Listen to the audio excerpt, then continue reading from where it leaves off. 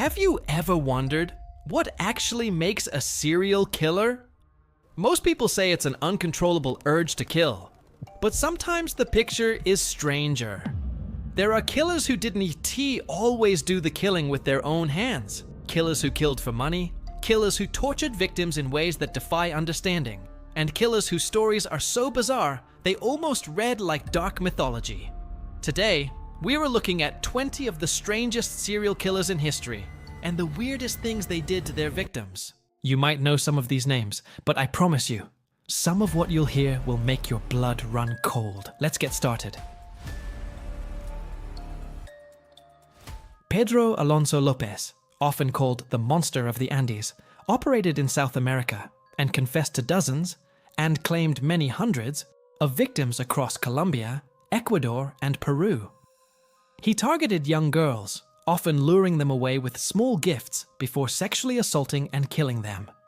Lopez later told authorities he had killed well over 100 victims in Ecuador alone, and claimed numbers that put him among the most prolific killers ever recorded.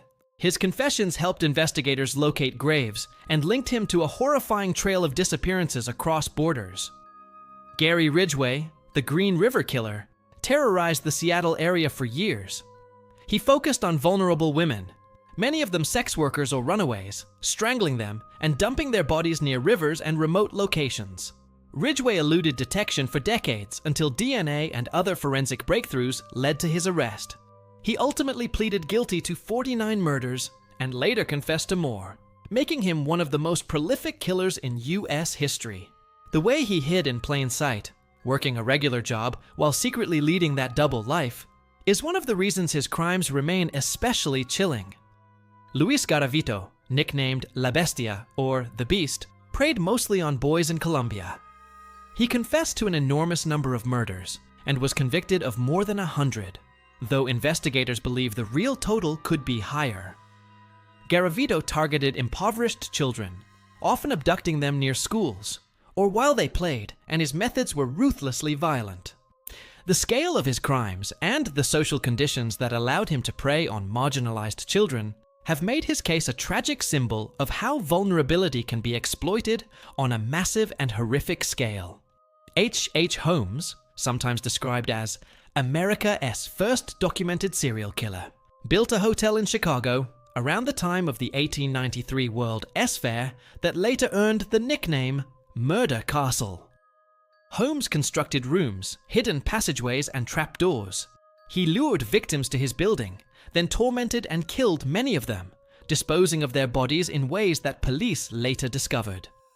The tales of Holmes's hotel are part fact, part legend, but the historical record shows he was a con man, fraudster, and murderer who used architecture and deception as a weapon.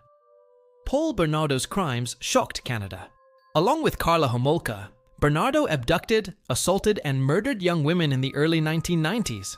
Among their victims were Tammy Homolka, Carla's sister, Leslie Mahaffey, and Kristen French. Bernardo was convicted of first-degree murder and other serious charges and is serving life sentences. The case also ignited controversy around plea deals, media coverage, and how accomplices are prosecuted, and it left lasting scars on the communities involved. Israel Keyes was a methodical killer who traveled the US targeting strangers.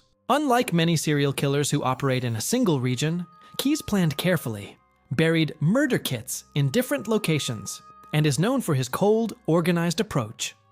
He confessed to multiple murders and showed investigators that mobility and planning can make a killer much harder to trace. Keyes' case illustrates a modern, almost corporate level of premeditation and logistical preparation that set him apart from more impulsive offenders. John Wayne Gacy, remembered by many as the Killer Clown, performed at children's parties as Pogo the Clown while hiding a horrific private life. He lured young men and boys to his home, where he sexually assaulted and murdered them before burying many in the crawl space beneath his house.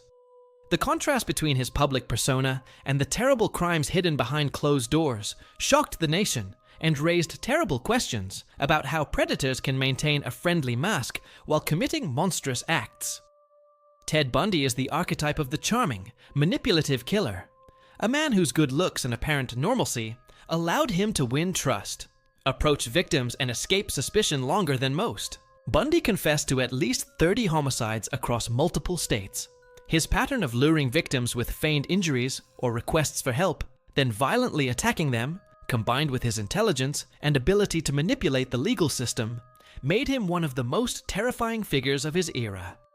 Richard Ramirez, the Night Stalker of California, carried out a spree of home invasion murders in the mid-1980s. His crimes often seemed random, committed at night in private homes, and included sexual assault, torture, and satanic symbolism. Ramirez's brutality and the randomness of his attacks left urban neighborhoods reeling. His trial and media coverage made his name a byword for terror in that period. Albert Fish, called the Grey Man, was a sadist and cannibal who terrorized the early 20th century. He not only killed children, but also taunted families with letters describing his crimes in gruesome detail. Fish IS case is horrifying, both for what he did physically and for the way he appeared to take perverse satisfaction in recounting his acts. He was convicted and executed for his crimes, and remains among the most disturbing figures in American criminal history. Robert Hansen, sometimes called the Butcher Baker, combined a quiet, ordinary life with a predatory hunting method. He abducted women from Anchorage, Alaska, then flew them into the wilderness so he could hunt them like game. Hansen's meticulous planning and use of Alaska's isolated terrain turned his crimes into a grotesque, calculated sport. A reminder that pretense and normalcy can hide monstrous intent. Aileen Wuornos was a rare case. A female serial killer whose victims were men and whose life story provoked intense debate about motive, abuse, and self-defense claims. Active in Florida, Wuornos killed several men and later claimed the killings were in self-defense. Her life, crimes, and execution raised questions about trauma, exploitation, and how the criminal justice system handles complex gendered violence. Dennis Rader, the BTK killer, specialized in taunting police and the media with letters that described, sometimes in chilling detail, how he bound, tortured, and killed his victims. For decades, he eluded capture while maintaining an outwardly normal life that included family and community involvement. His eventual arrest revealed a frightening ability to compartmentalize and seek attention through terror. Edmund Kemper, the co-ed killer, murdered several young women and his own mother. His calm, articulate interviews with police revealed a disturbingly reflective mind. Kemper's intelligence, combined with his brutality, created a chilling portrait of an offender who could analyze his own crimes in clinical detail, offering uncomfortably clear windows into violent thinking.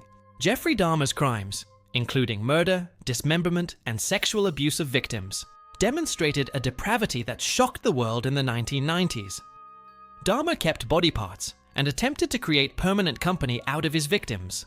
His case prompted debates about missed warning signs and the intersections of social isolation, addiction, and predatory behavior. Richard Trenton Chase, the vampire of Sacramento, believed drinking blood and consuming body parts would prevent his death. His delusions and horrific acts of cannibalism terrified neighbors and forced the city to confront the limits of mental health interventions amid violent crime. Jack Unterweger returned to society as a celebrated writer after prison, only to be convicted of murdering prostitutes across Europe and other locations after his release.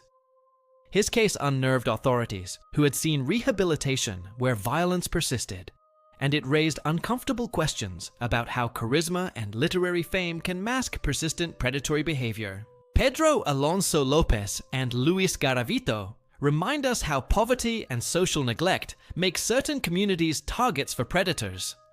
Gary Ridgway and Dennis Rader show how for decades a killer can hide while normal life goes on around them. H.H. Holmes shows that architecture and performance, a man building a hotel designed to trap people, can become a weapon. I corrected a number of errors commonly repeated in casual retellings. Some historical names or legends that circulate online are not accurate. Some killers have been conflated with others. Some dates and details get exaggerated. I verified the core facts of the major cases I mentioned here. Confessions, convictions, and the broad outlines of how each killer operated. Which of these cases shocked you the most? What do you think could push an ordinary person into committing such horrendous acts? Let me know in the comments below if you found this useful or chilling and want more deep dives into weird true crime. Hit that like button, subscribe, and ring the bell so you don't miss future episodes. Thanks for watching, and remember, when horror feels fictional, check the history books. Sometimes truth is the darkest story of all.